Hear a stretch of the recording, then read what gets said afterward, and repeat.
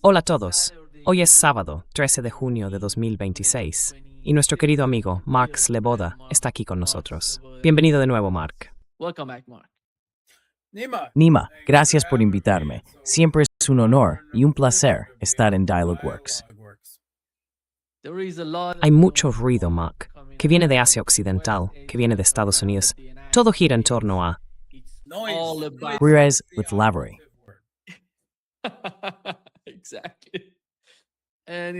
Exacto. Y todo gira en torno a que lleguen a un acuerdo. Mañana, quizá firmen un acuerdo. Lo que me parece increíble es que todo el concepto de las negociaciones, o de la falta de negociaciones, los mensajes entre las dos partes, se basa en el primer punto: poner fin a la guerra en todos los frentes. El ministro de Exteriores iraní mencionó eso anoche, en una entrevista en la televisión estatal iraní. Lo dijo claramente, y Estados Unidos lo repitió, mientras que Israel, hace apenas unos momentos, declaró que no tiene ningún compromiso.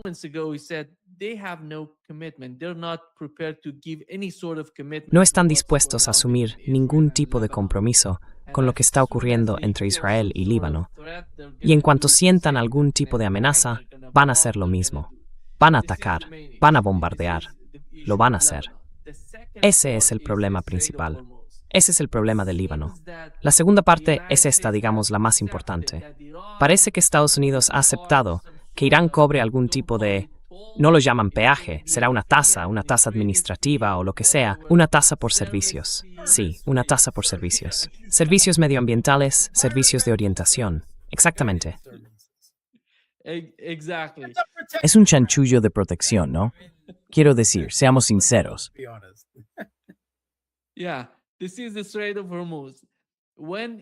Sí, esta es la amenaza de Hormuz. En cuanto a los otros puntos importantes, que eran las sanciones a Irán, no van a hablar de eso en la primera ronda. Será más adelante. El programa nuclear iraní no forma parte de lo que está ocurriendo ahora mismo. Eso vendrá después. La retirada de las tropas estadounidenses de la región también será más adelante. Y dentro de unos 60 días, yo diría que será 60 más 60 más 60. Y, como hemos visto con las negociaciones entre Rusia y Estados Unidos, ¿qué opinas de lo que está pasando? Vale.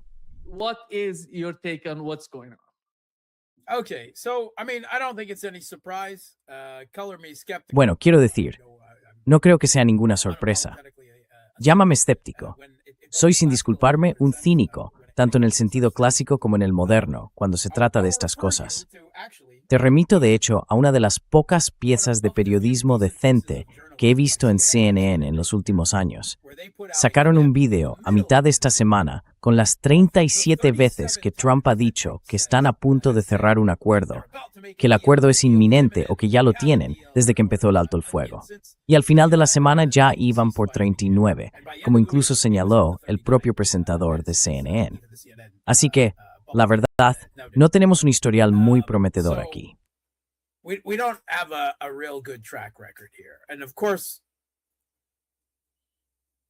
Y claro, cuando hablamos de un acuerdo, quiero decir, para empezar, que es una palabra tan diminutiva y despectiva que a Trump, por supuesto, le encanta usar cuando se refiere a los pactos alcanzados entre estados. Y si esto realmente llegara a eso, entonces habría que considerarlo propiamente un tratado.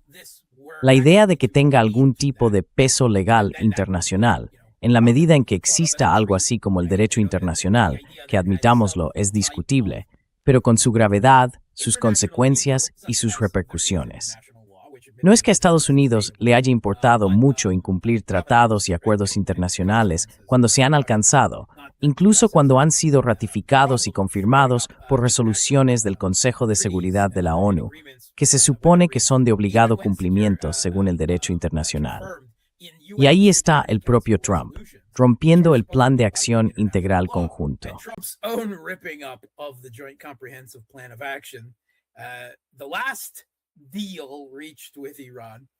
El último acuerdo alcanzado con Irán, ya sabes, el que firmó Obama y que luego Trump rompió al comienzo de su primera administración, nos ha llevado en última instancia a este punto.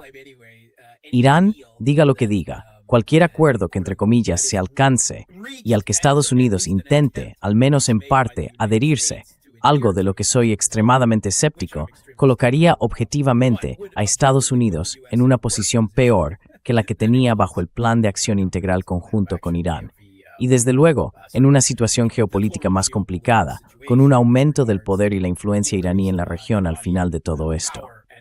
Ahora bien, por lo que sabemos, ni los iraníes ni los estadounidenses se están reuniendo directamente.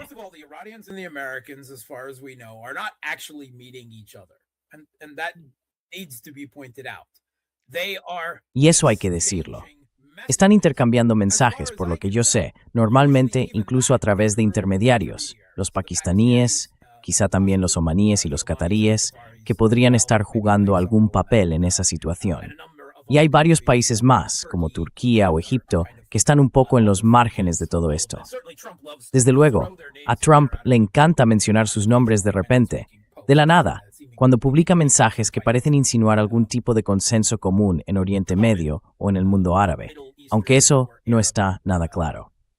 El problema principal aquí es que, para empezar, ya hemos tenido dos incidentes importantes de conflicto militar, si queremos llamarlos escaramuzas.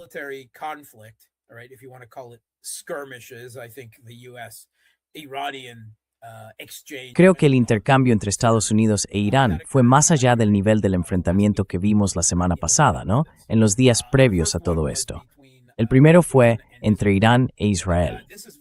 Y eso es muy importante, muy relevante para cualquier posibilidad de alcanzar un acuerdo final, un pacto definitivo. Porque Israel, durante todo este tiempo de alto el fuego, ha negado un acuerdo previo que se había alcanzado entre Estados Unidos e Irán a través de los pakistaníes, y los propios pakistaníes lo han confirmado. Ese alto el fuego debía extenderse también al Líbano y, por supuesto, a Gaza. Pero como es evidente, los israelíes nunca aceptaron eso y han continuado con su ocupación y con la limpieza étnica del sur del Líbano durante todo este tiempo.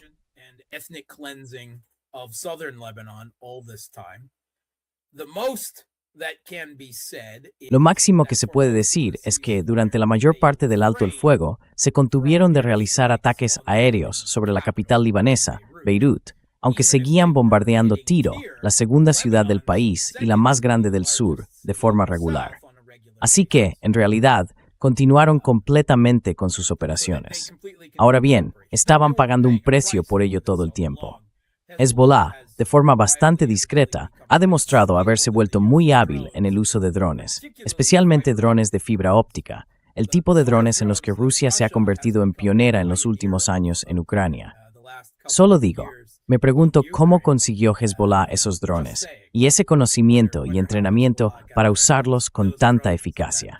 Así que, sí, han estado haciendo que Israel pague un precio, sin duda.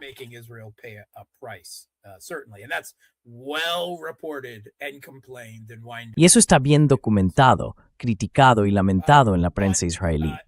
Pero a comienzos, o mejor dicho, a finales de la semana pasada, lo que vimos fue que Israel cambió de rumbo y volvió a lanzar ataques aéreos sobre Beirut, concretamente en el barrio de Dahiyya, que supuestamente ha sido históricamente un bastión de Hezbollah. Y por lo visto, esa fue una línea roja que Irán ya no estaba dispuesto a aceptar. Respondieron con ataques contra Israel. E Israel, a su vez, respondió con unos bombardeos bastante tibios sobre Irán. Y ahí terminó todo, con Irán advirtiendo que Israel debía detener sus ataques contra Irán y Líbano, e Israel respondiendo con enfado que no lo haría, subrayando su postura apenas unas horas después con nuevos bombardeos sobre Tiro, en el sur del Líbano.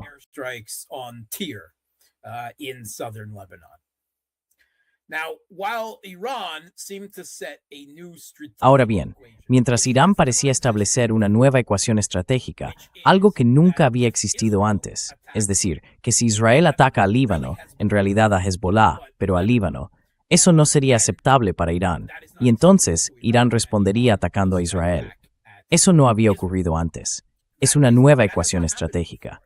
E Israel incluso habló con enfado exactamente en esos términos, diciendo que no aceptarían esa nueva ecuación. En primer lugar, esto nos muestra que Irán se siente fuerte, que siente que tiene poder, que está dispuesto a poner esto en práctica ahora, incluso con una pequeña armada estadounidense todavía frente a su costa y con aviones desplegados por todo Oriente Medio, listos para reanudar las hostilidades. Está claro que se sienten extremadamente seguros de sí mismos.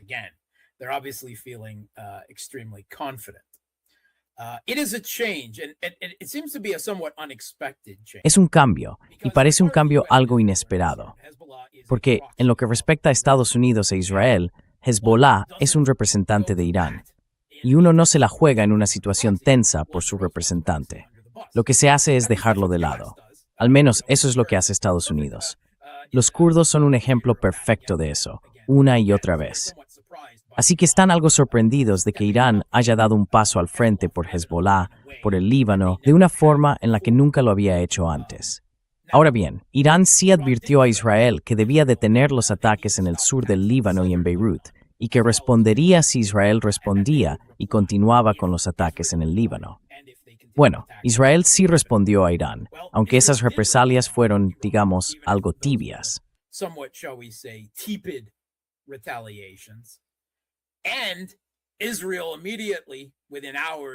E Israel, de inmediato, en cuestión de horas, reanudó los ataques en el sur del Líbano. E Irán no respondió de nuevo. Dejaron pasar el asunto, por así decirlo. Así que ahora sabemos cuál es la verdadera línea roja de Irán. Los ataques sobre Beirut, los ataques sobre la capital libanesa, son la auténtica línea roja de Irán. A partir de ahí, están intentando establecer una nueva ecuación estratégica para colocar el escudo de su disuasión con misiles balísticos convencionales y drones de largo alcance en defensa al menos de la capital libanesa. Esa es la nueva realidad que se está consolidando. Y es importante porque eso no había ocurrido antes. Irán nunca ha atacado a Israel de forma proactiva porque Israel atacara antes al Líbano o a Hezbollah, según se quiera llamar.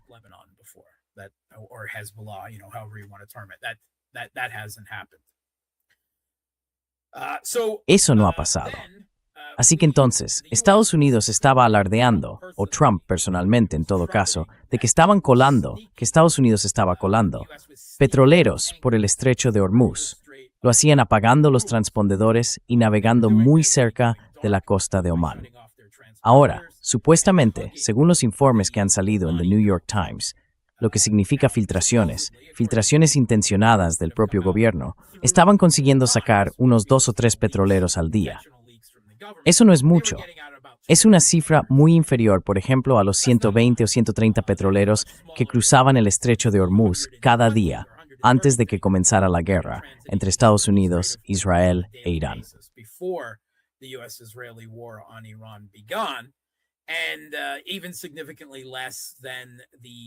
Y además, bastante menos que la media de unos 25 petroleros que Irán ha estado dejando pasar selectivamente después de llegar a un acuerdo con ellos y pagar un peaje. Perdón, no un peaje, una tasa de servicio. Una tasa de servicio.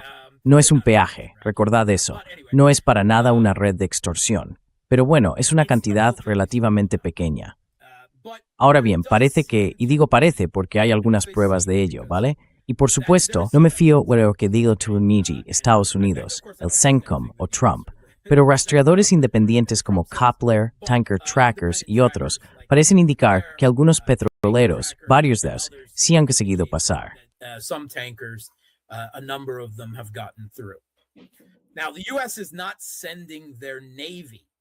Ahora, Estados Unidos no está enviando su armada, ¿verdad?, al estrecho de Hormuz, y eso es importante destacarlo.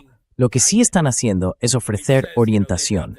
Dicen que tienen sus satélites, y a veces parece que han puesto un helicóptero o un avión en el aire por esa zona, o quizá incluso al final del estrecho de Hormuz para, no sé, dar apoyo moral.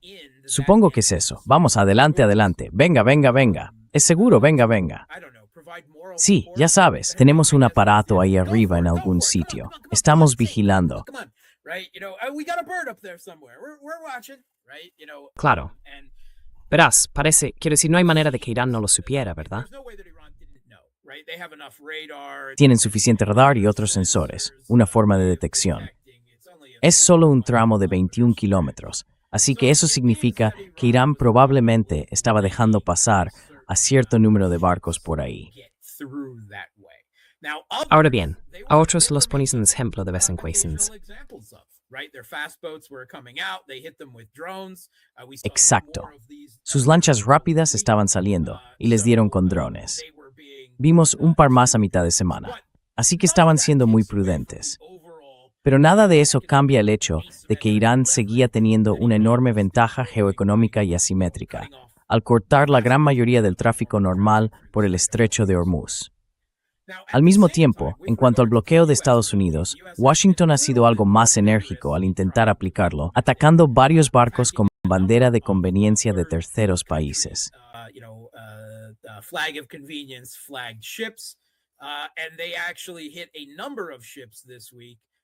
Y esta semana atacaron varios barcos tripulados por indios, y en uno de ellos mataron a 3. A lo que la India protestó, bastante tímidamente, tengo que decir, y Estados Unidos respondió de inmediato atacando otro barco indio. Así que sí, ningún respeto hacia la India en esta situación, por cierto. Ni disculpas, ni nada. No. Y la India ha pedido a Estados Unidos que respete y que no ataque a civiles. Y por supuesto, Estados Unidos simplemente ignoró a la India, ¿verdad? Ese es el poder diplomático del país más poblado y supuestamente más democrático del mundo. En fin, India, algún día vas a tener que tomar partido. De verdad, vas a tener que hacerlo. Vas a tener que sacar la cabeza del agujero como el avestruz y tomar una posición.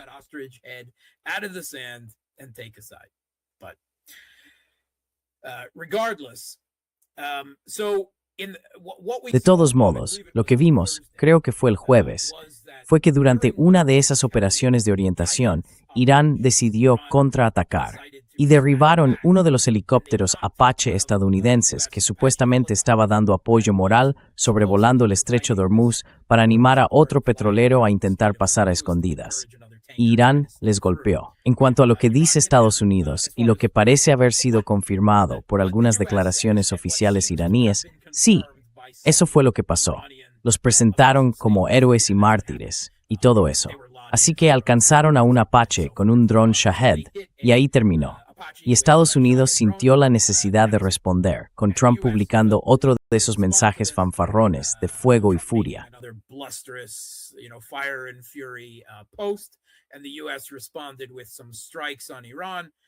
Y Estados Unidos respondió con algunos ataques contra Irán que, por lo que puedo ver, parecían dirigirse sobre todo a instalaciones de defensa aérea y antimisiles. Pero entre los otros objetivos que alcanzaron, había embalses de agua que no son, de ninguna manera imaginable, un objetivo militar legítimo, ni de doble uso, ni nada parecido. Embalses de agua, eso es un crimen de guerra. Y hasta el New York Times lo reconoció, diciendo que, bueno, si la administración Trump sabía lo que estaba atacando, por supuesto que lo sabían, entonces era un crimen de guerra. Así que eso marca un nuevo nivel de escalada, por supuesto. Y es una señal de desesperación, no de fuerza, como señaló casi de inmediato el presidente del Parlamento iraní, Ghalibaf, en una publicación.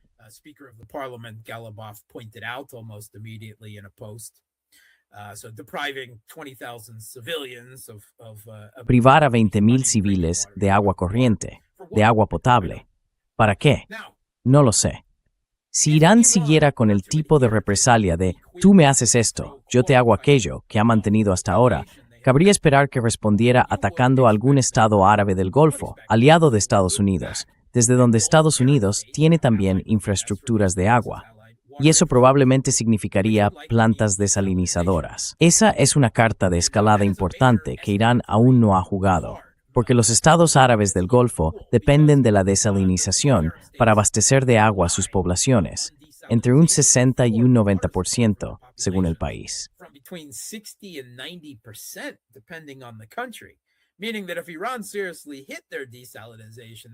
Es decir, que si Irán atacara en serio sus plantas de desalinización, se acabó.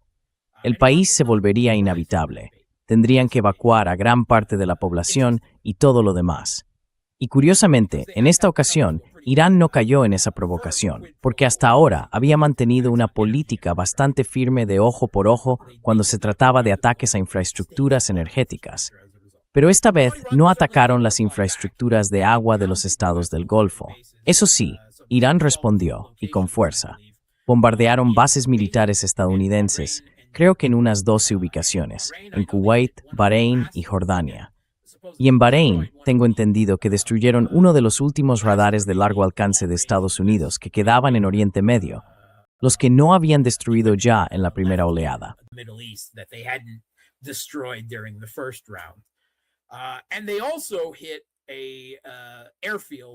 Y también atacaron un aeródromo, una base aérea que utiliza Estados Unidos en Jordania. Hay varios informes que hablan de F-16 estadounidenses o jordanos alcanzados, e incluso de posibles impactos en F-35 o F-15E. No lo sabemos con certeza, pero por supuesto, tanto Estados Unidos como Jordania negaron que ningún misil hubiera impactado. Eso ya se ha demostrado falso gracias a imágenes de satélite de baja resolución. Pero es lo mismo de siempre. Estados Unidos, Israel y los países del Golfo negaron todos los ataques iraníes anteriores contra esas bases. Y luego, 1 o 2 o 3 semanas después, salían los datos de los satélites y resultaba que sí, que las habían alcanzado. Y bastante bien.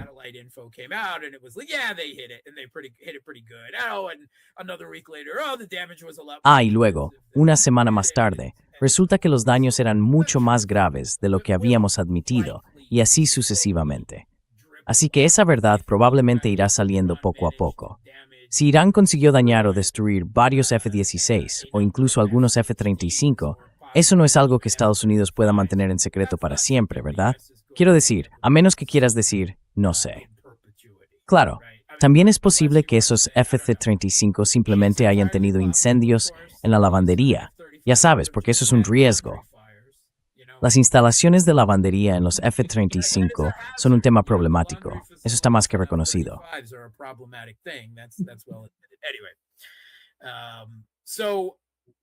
En fin, me da la impresión de que la respuesta de Irán contra Estados Unidos fue de un nivel de escalada más alto y demostró una mayor capacidad, sobre todo contra objetivos militares. No estoy hablando de embalses, que la que Estados Unidos mostró hacia Irán.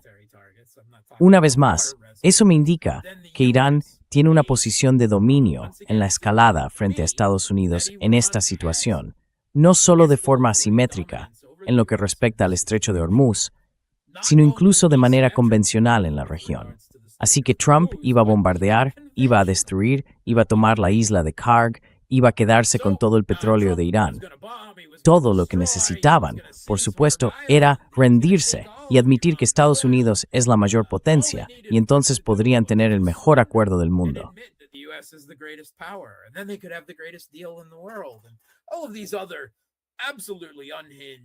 Y todos esos otros comentarios absolutamente desquiciados, delirantes, de un megalómano fuera de control.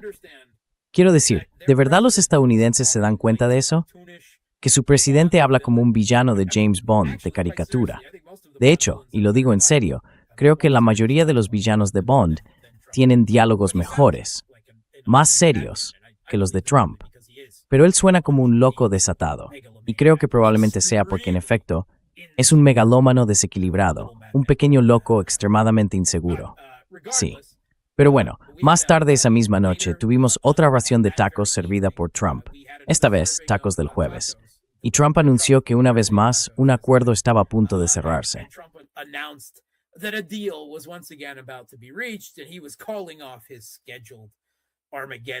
Y volvió a cancelar su anunciado Armagedón contra Irán, una vez más, por 39ª vez. Ya he perdido la cuenta de cuántas veces lo ha hecho. Y desde entonces, todo han sido declaraciones y desmentidos entre Estados Unidos e Irán sobre ese memorando de entendimiento que supuestamente estaban a punto de firmar o de aprobar o de dejar su huella digital, lo que sea, el uno con el otro. Y eso, para mí, demuestra que hay problemas muy serios, porque ambos siguen diciendo que mantienen sus propias posiciones, en gran medida, y no hay ninguna señal de que alguno de los dos haya aceptado, al menos públicamente, las concesiones. Ahora bien, en mi opinión, Irán tiene la ventaja en la escalada.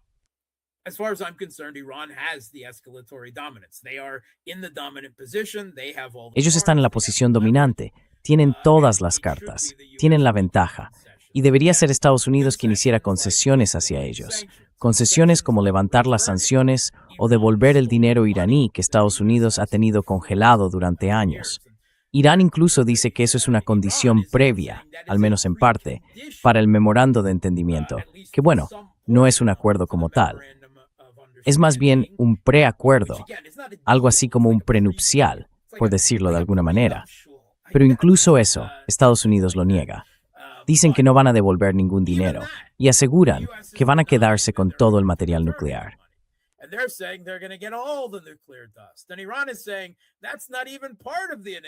Irán dice que eso ni siquiera forma parte del memorando de entendimiento inicial, que eso vendrá dentro de un par de meses y que no están asumiendo ningún compromiso al respecto. Aunque algunas declaraciones parecen indicar que, en realidad, sí estarían dispuestos a diluir su propio uranio enriquecido. Básicamente, porque al parecer, sienten que ya no lo necesitan.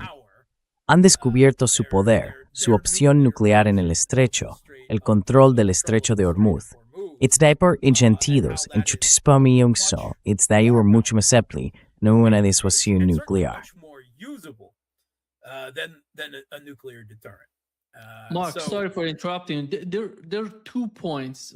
Mark, perdona que te interrumpa. Hay 2 puntos. Uno son los activos iraníes congelados. El otro, las sanciones a Irán. Lo que hemos sabido hasta anoche es lo siguiente. Uno de los miembros del Parlamento iraní, que formaba parte de la delegación que fue a Islamabad, dijo 2 cosas. La primera, sobre los activos iraníes congelados. Al firmar este memorando de entendimiento, Estados Unidos va a liberar el 50% de esos activos a través del gobierno de Qatar, y será el gobierno qatarí quien se encargue de gestionarlo. El segundo punto es que van a tener algún tipo de exención energética, como ya hemos visto con los productos petroleros y petroquímicos de Irán. Pero en cuanto a las sanciones, eso llegará más adelante, no ahora. Será dentro de unos 60 días o más adelante. Eso es lo que supimos anoche. This is what we've learned last night. Sí, así es. Y hay que decir que los estadounidenses están diciendo exactamente lo contrario, que no habrá devolución de los fondos congelados y que el acuerdo nuclear está por delante. Y de nuevo, lo que están comentando o enviando por mensajes a través de intermediarios puede ser distinto de lo que Trump y otros están gritando públicamente. Esa posibilidad existe, pero me da la impresión de que en realidad no hay mucho acuerdo ni comprensión sobre el memorando de entendimiento que se supone que deben firmar digitalmente. Así que todo esto genera bastante escepticismo, y los israelíes están dejando muy claro que no aceptan nada de eso, y que de hecho el ministro de Exteriores iraní, Bagheri Kani, fue un poco más allá.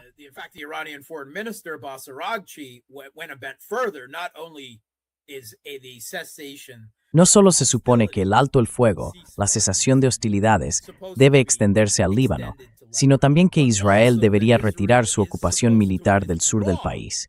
Y yo no creo, sinceramente no creo, que eso vaya a ocurrir. Así que o Irán retrocede en ese punto, o no habrá ningún acuerdo, ¿verdad? Porque no hay manera de que Israel, quiero decir, incluso si uno pudiera confiar en Estados Unidos, y no se puede. Desde luego no se puede confiar en Israel, y van a hacer todo lo posible, todo lo que esté en su mano para sabotear esto.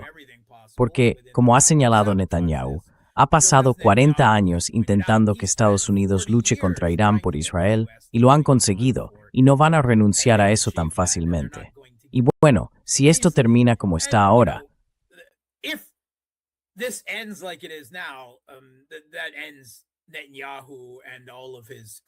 eso pondría fin a la carrera política de Netanyahu y de todo su grupo, ¿no? Quiero decir, desaparecerían. No es que vayan a ser sustituidos por alguien mucho mejor, ya sabes, en términos geopolíticos.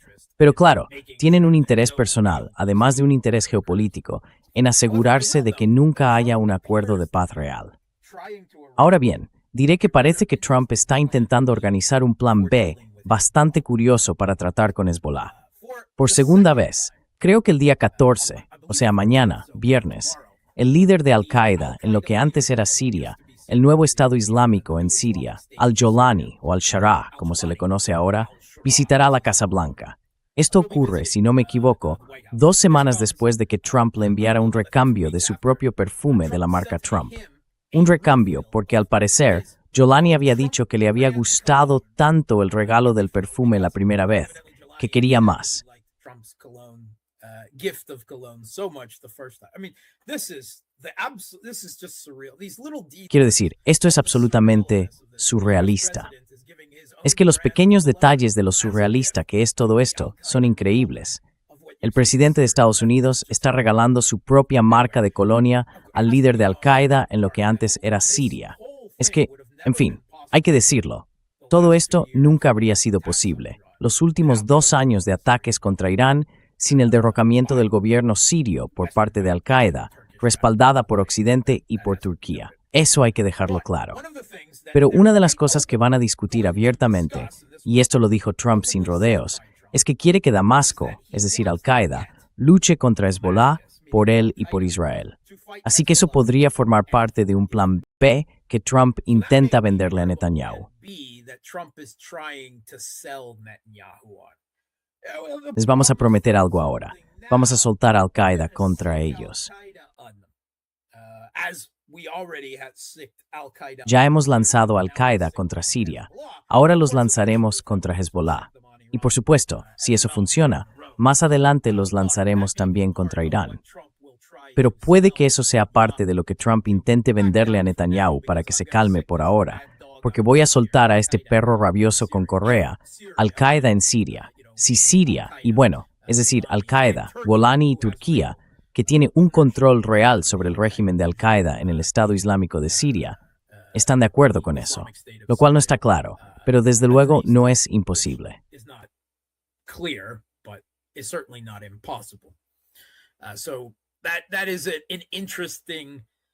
Ese es un punto interesante, una posible derivación de todo esto. Creo que es una especie de plan B que Trump podría estar intentando vender. Primero tiene que vendérselo al Jolani en Turquía y luego a Netanyahu. Pero desde luego es algo a lo que hay que estar atentos y yo voy a seguirlo con cierta inquietud y cautela en todo esto. Ahora bien, tengo que decir que si al menos públicamente no están de acuerdo en lo más básico, ni siquiera para conseguir ese supuesto memorando de entendimiento, una especie de preacuerdo firmado digitalmente, ¿qué motivo real hay para creer que todo esto se va a llevar a cabo?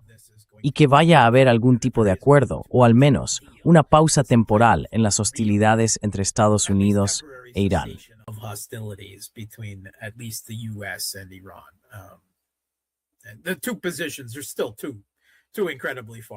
Las dos posiciones siguen estando increíblemente alejadas, y gran parte de lo que Irán quiere, Estados Unidos no puede imponerlo.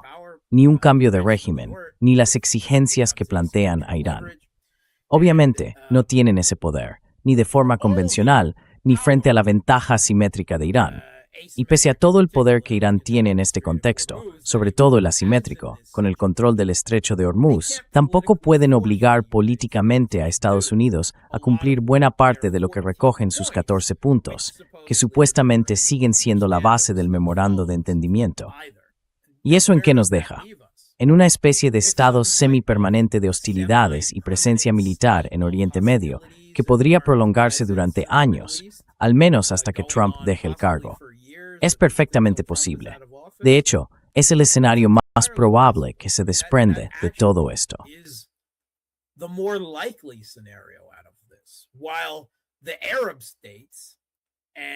Mientras que los estados árabes y buena parte del resto del mundo acabarán llegando discretamente a algún tipo de acuerdo o arreglo con Irán, aceptando su control, al menos temporal, del estrecho de Hormuz y pagando tasas de servicio para reanudar cierto nivel de comercio normal.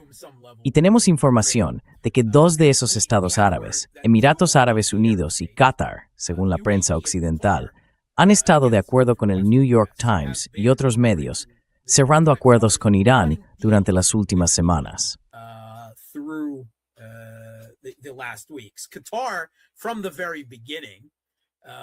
Qatar, desde el principio, intentó claramente conseguir cierto grado de protección para sus propios campos de gas y llegar a algún acuerdo en Irán para que Irán no los atacara. Pero por lo visto, ese acuerdo se rompió después de que o bien Israel o bien Estados Unidos golpearan el propio campo de gas South Pars de Irán. A partir de ahí, sintieron la necesidad de, anular ese entendimiento con Qatar. También está el caso de los Emiratos Árabes Unidos. que según todas sus propias declaraciones, han sido el país más beligerante del Golfo contra Irán durante todo este tiempo. Y ahora sabemos, confirmado, que han participado de forma bastante activa en ataques contra Irán. Pero en la última semana, supuestamente han cerrado algún tipo de acuerdo con Irán, que incluso podría incluir la devolución de parte del dinero iraní retenido en los Emiratos, que como sabemos es un centro financiero global. Todo esto formaría parte de su intento de normalizar relaciones con Irán y de recuperar, en un futuro próximo, un uso más estable del estrecho de Hormuz.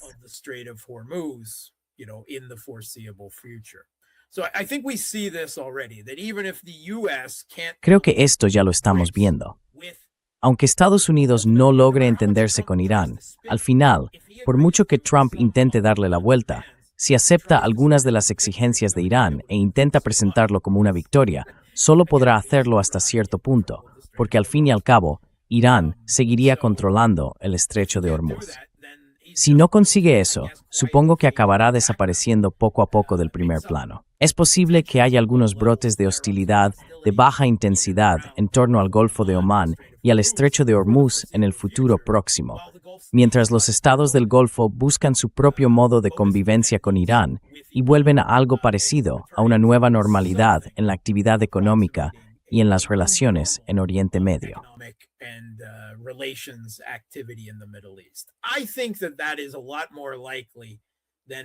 Creo que eso es mucho más probable que llegar a un acuerdo real entre Estados Unidos e Irán. Puede que públicamente digan que han llegado a algo, pero también pienso que, si lo hacen, es mucho más probable que eso mismo se derrumbe en 12 meses, o incluso en semanas o días.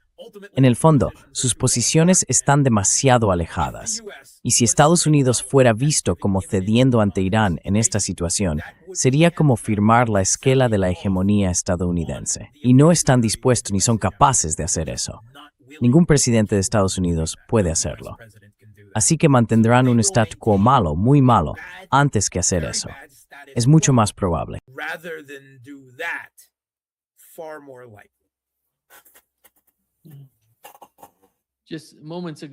Hace apenas unos momentos, en todo hecho caftas relith, dijeron al catadose Israel. Remedda, per useless, nunganing nada en sooth. No doubt that.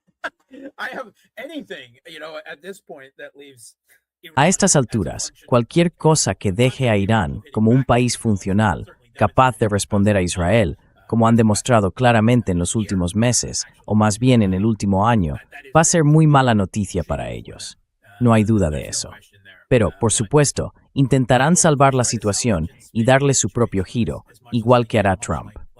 Ahora bien, si lo recuerdas, Trump ha hablado ya 2 veces del tema del polvo nuclear, como él lo llama, es decir, del uranio enriquecido. Ha dicho que es necesario que Estados Unidos lo obtenga, pero al mismo tiempo afirma que en realidad no lo necesitamos. Es sobre todo una cuestión de imagen. En otra ocasión incluso dijo que era, más que nada, algo psicológico, ¿verdad?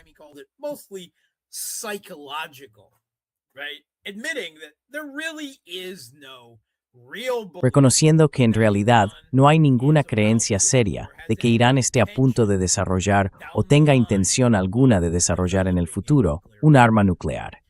Eso forma parte, primero, de su justificación para lanzar operaciones de cambio de régimen en Irán. Es una forma de declarar una victoria que en realidad no es ninguna victoria, porque Irán nunca tuvo un programa de armas nucleares desde el principio. Ese es el nivel surrealista en el que está operando Estados Unidos aquí. Quiero decir, incluso Trump ha admitido 2 veces que sería sobre todo una cuestión de relaciones públicas, que en realidad no hace falta, que es más bien algo psicológico. Y lo es. Y ese fue uno de esos raros momentos en los que Trump dijo algo sincero y honesto, entre todo el farol, la fanfarronería, las amenazas, las quejas y la megalomanía que salen de ese hombre.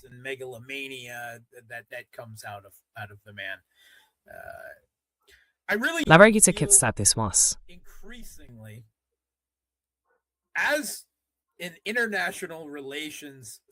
Como especialista en teoría de las relaciones internacionales y en seguridad que se ocupa de toda esta situación, diría que, dado que Trump tiene tanta capacidad de decisión en todo esto, Entender a ese hombre requiere, creo yo, un título en psicología, en psicoterapia o en el trato con personas con dificultades mentales. Me parece que eso podría ser mucho más útil que un posgrado en teoría de las relaciones internacionales, al menos en este caso concreto. ¿Qué opinas tú? How do you feel about that? Sí, en realidad, cuando miro la situación entre ellos, no creo que nada de lo que están diciendo vaya a mantenerse como lo están planteando, porque no hay ningún buen historial de la administración Trump. Nada. No hay nada que demuestre que esta vez fueron honestos al hablar, por ejemplo, de esa parte, de ese pequeño fragmento de la guerra. Que fueran honestos. Nada. No, not even about the war, about everything. Whether we're talking terror, No solo sobre la guerra, sobre todo. Ya sea que hablemos de aranceles, o de secuestrar al presidente de Venezuela y decir que era una operación antidroga, o de romper acuerdos que ya se habían firmado con los europeos o con otros, no son sinceros, no lo son en absoluto. Y además, son unos incompetentes en diplomacia. Quiero decir, ni siquiera usan el Departamento de Estado. Trump recurre a su turbio amigo del sector inmobiliario de Nueva York, Witkoff, y a su yerno, Jared Kushner, a quien un diplomático británico ha dicho abiertamente que son, básicamente, activos israelíes, en lugar de usar a su propio Departamento de Estado. Eso muestra el nivel de incompetencia con el que no solo los iraníes, sino todos los países del mundo, los rusos y todos los demás, tienen que lidiar. Así que cuando escuchamos declaraciones de Rusia, de Irán o de China diciendo que no solo el acuerdo con Estados Unidos es incapaz, sino que bajo Trump son incapaces de hacer diplomacia, tienen toda la they razón. are diplomacy incapable under Trump. Exacto. Creo que esa es la clave. Si no hay diplomacia, All that leaves is a position. Eso solo deja una opción, mantener una posición de fuerza al tratar con Trump. Tienes que seguir con el pie firme sobre el cuello de ese tipo naranja o no podrás contar con nada. Or you can't count on anything. Mark, te puedo asegurar que Jared Kushner y Steve Witkoff llevaron a cabo algo así como 10 rondas de negociaciones con Kirill Dmitriev y otras personas, con iraníes. No tienen ni idea de lo que ha pasado en Ucrania, ni de cuáles son los principales problemas allí. No lo sé. Ni tampoco sobre Irán, en realidad.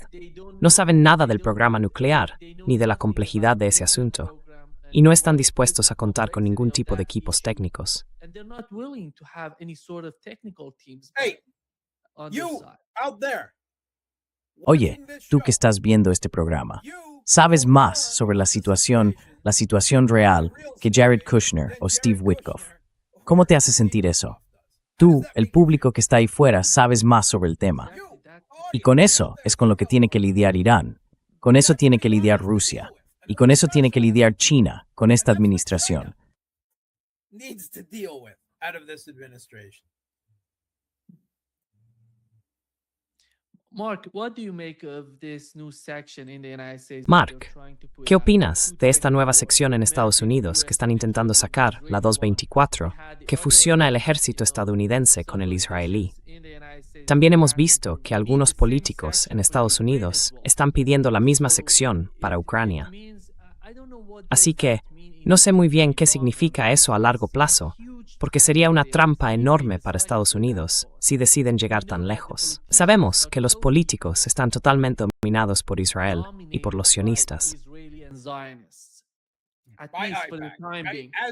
As John Mearsheimer and Stephen Walt, the two Como han escrito ampliamente John Mearsheimer y Stephen Walt, los dos principales politólogos realistas de nuestro tiempo, y John Mearsheimer, quizá el teórico realista de las relaciones internacionales más destacado de todos los tiempos, el lobby y el efecto pernicioso de la influencia elí sobre la política exterior de Estados Unidos, y por supuesto también sobre su política en general, son temas muy relevantes. A mí me parece fantástico.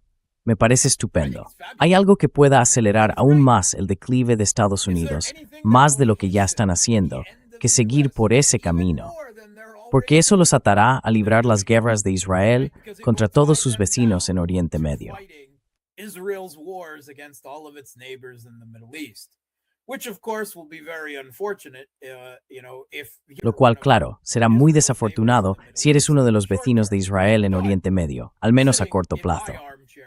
Pero, sentado en mi sillón desde Rusia, ya sabes, con una mirada de relaciones internacionales y geopolítica, eso es un desastre para la política exterior de Estados Unidos. Así que, estupendo. Adelante. Yo lo apoyo totalmente. Lo siento, hace ya tiempo que dejé Estados Unidos y adopté la ciudadanía rusa, así que no tengo en mente los intereses de América. Y lo veo simplemente como, ya sabes, un paso más hacia el precipicio de la hegemonía estadounidense, si es que todavía podemos hablar de eso a estas alturas. Así que, fantástico. Fabulous. I think nobody can deny that the outcome. Creo que nadie puede negar que el resultado de la guerra fue que la hegemonía de Estados Unidos se tambaleó. Y de alguna manera, sí, así es. No hay duda de eso. Podemos discutir que Estados Unidos todavía tiene influencia en los países del Consejo de Cooperación del Golfo, pero esa hegemonía es menor que nunca. Aquellos tiempos ya pasaron. Everything. Those days are gone. Yeah, I They're mean, not there's no dominating question. everything. No serious. Sí, quiero decir, no hay duda. Ningún líder árabe serio puede afirmar que Estados Unidos ofrezca de ninguna manera una garantía de seguridad o algún tipo de relación de seguridad. En realidad, los hace menos seguros, los convierte en objetivos en los conflictos.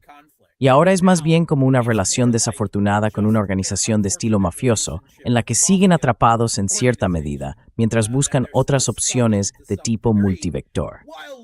Y siendo justos, Arabia Saudí y los Emiratos Árabes Unidos llevan ya un tiempo intentando hacerlo, aunque hayan acabado arrastrados de nuevo a todo este asunto.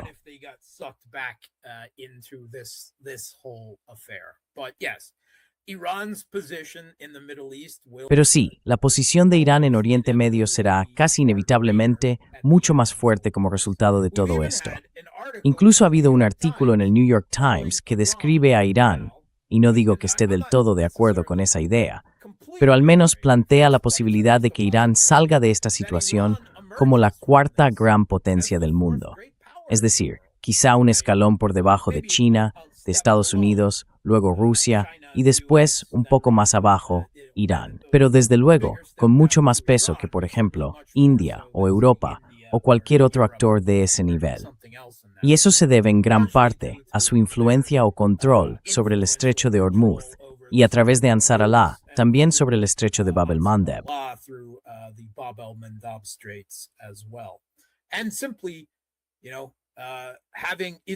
Y bueno, después de haber soportado una guerra a gran escala lanzada tanto por Estados Unidos como por Israel, lo que durante décadas se nos hizo creer que eran dos de los ejércitos más poderosos del planeta, y haber resistido, ¿no? Y haber respondido al menos igual de bien, si no mejor, de lo que recibieron. Eso tiene un cierto peso geopolítico, un prestigio, un respeto y un temor que vienen con ello por sí mismos. Así que quiero decir, cuando ves que Estados Unidos, al mismo tiempo, está perdiendo una guerra por delegación contra Rusia en Ucrania, que está intentando poco a poco, al menos públicamente. Sí, la CIA sigue totalmente implicada y aumentando su participación, pero a nivel público intenta desvincularse, desentenderse y, al menos de cara a la opinión pública, dejarle el problema a los europeos.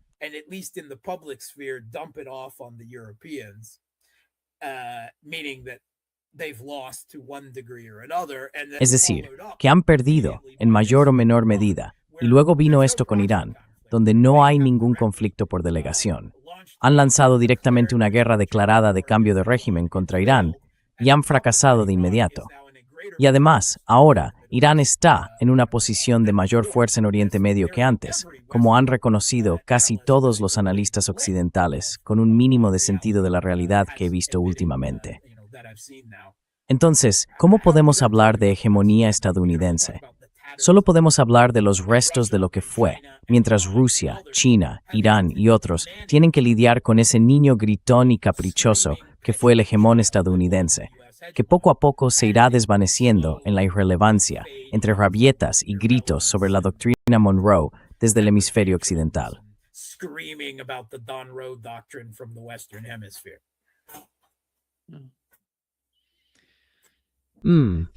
Creo que eso está por verse, pero va a ser lo mismo y lo mismo.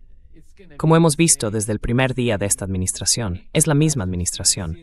Por cierto, a quienes están tan optimistas con el acuerdo entre Irán y Estados Unidos, que recuerden que Donald Trump se suponía que iba a poner fin a la guerra en Ucrania en 24 horas. 24 horas. ¿Dónde estamos 2 años después? 24 hours. Yeah, where are we 2 years? Now they don't even talk about peace in Ukraine. Ya ni siquiera se habla de la paz en Ucrania. Han renunciado por completo a eso. Lo diré otra vez, ya lo he dicho antes, y sé que otras personas en tu canal han dicho lo mismo. Todas las guerras son una sola guerra ahora, al menos cualquier conflicto en el que participe Estados Unidos de alguna manera. Así que el conflicto en Ucrania y el conflicto en Irán son en realidad distintos campos de batalla de la misma guerra por el orden global del futuro, ¿verdad? Multipolar, bipolar, como acabe siendo. Pero Irán ha podido tener tanto éxito en este conflicto, en parte porque los interceptores de defensa aérea de Estados Unidos ya estaban a un nivel muy bajo, después de haber gastado tantos en Ucrania, y también por sus municiones de largo alcance e interceptores, tanto bajo Blinken y Sullivan como antes con Trump, intentando jugar al gato y al ratón con los hutíes en el desierto. Trying to play whack-a-mole against the Houthis in the desert. They keep waiting. All of this is part of the same conflict. Todo esto forma parte del mismo conflicto. Así que Irán estaba en la práctica enfrentándose ya a unos Estados Unidos militarmente desgastados por esa guerra indirecta con Rusia en Ucrania. Luego, al salir de este conflicto, Rusia va a salir reforzada en Ucrania, porque Estados Unidos ha gastado muchísimas más de sus municiones de largo alcance, sus interceptores antiaéreos y su capacidad militar en general en Irán, sin ningún resultado, o más bien con un resultado negativo. Ahora Rusia tiene el control total en Ucrania y ya ni siquiera necesita temer una intervención convencional de Estados Unidos más adelante, en Kiev o en algún momento futuro. In Kiev or something far down the line. So we see that while Russia Vemos que, aunque Rusia, Irán, los hutíes, Hezbollah y otros no estén combatiendo codo con codo en el campo de batalla, aunque en Siria sí lo hicieron durante bastante tiempo, en realidad todas las guerras son una sola guerra. En la práctica, están aliados entre sí y se benefician de los enfrentamientos y escaramuzas de los demás, que están desgastando a Estados Unidos en estas situaciones. Y eso es importante. Rusia, China, Irán, los hutíes, Hezbollah y otros quizá no tengan una alianza militar formal, pero eso no hace que la alianza militar de facto, al enfrentarse al moribundo hegemón estadounidense, sea menos real.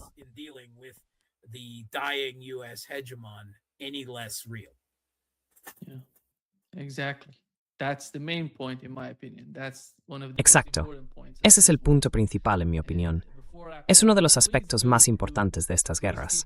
Y antes de terminar, por favor, entrad en Boosty Toe o The Real Politic. Podéis verlo justo debajo del nombre de Mark, aquí en la imagen, a la derecha de Mark. Si movéis un poco la cabeza, sí, ahí se ve el enlace, boosty.to o The Real Politic. Entrad ahí y seguid a Mark. Adelante, Mark. You go there and follow Mark. Go ahead, Mark. Yeah, just one more tiny little detail to punch. Sí, solo un pequeño detalle más para reforzar lo que acabo de decir, porque recibo siempre hay muchos comentarios disparatados perdonadme, para quienes tengáis esas opiniones, pero eso de que Rusia está gobernada por sionistas o alguna tontería por el estilo aparece mucho en los comentarios. Pero hace más o menos un mes hubo un incidente en el aeropuerto de Moscú, cuando varios ciudadanos israelíes, y hay que decirlo, con doble nacionalidad rusa e israelí, estaban en tránsito y fueron sometidos a interrogatorios y detenidos durante horas. Y esto se publicó tanto en la prensa israelí como en la rusa.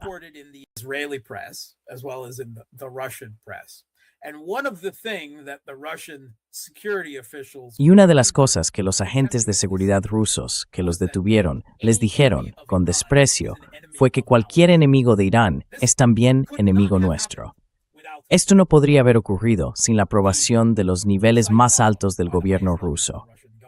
Y el hecho de que incluso agentes rusos de nivel medio, funcionarios del propio gobierno, expresaran esa opinión tan directamente a los israelíes y que claramente la crean, nos muestra lo estrecha que es realmente esta alianza multipolar y cuánta esperanza debería darnos a todos para el futuro. Y eso lo digo yo, el cínico empedernido. Son momentos como ese los que calientan mi corazón frío y oscuro. It's moments like that that warm my cold, dark heart. Yeah, exactly. Sí, exactamente. Muchísimas gracias, Mark, por estar hoy con nosotros. Un verdadero placer, como siempre. Gracias por invitarme. Thanks for having me.